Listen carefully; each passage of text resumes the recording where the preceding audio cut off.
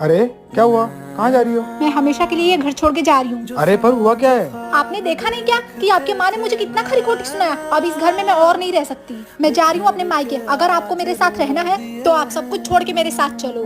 रुको, क्या है? एक बात पूछूं आपसे? पूछो। कि आपके घर में आपकी माँ ने आपको कभी नहीं डांटा? डांटा है।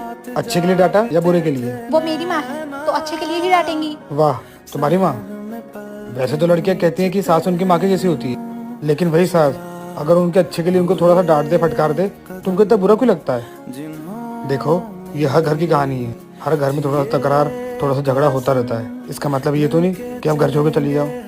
मेरी माँ की बात होगा, अगर आपको ज्यादा ही बुरा लग रहा है तो मैं आपसे माफी मांगता हूँ। आप लोग समझते क्यों नहीं हो?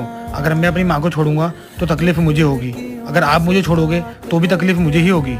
इन सास बहू के झगड़े के बीच में आखिर पीसता तो आदमी ही है ना। सॉरी, मुझे माफ कर दो। मैं ये घर छोड़ के अब कहीं नहीं जा रही।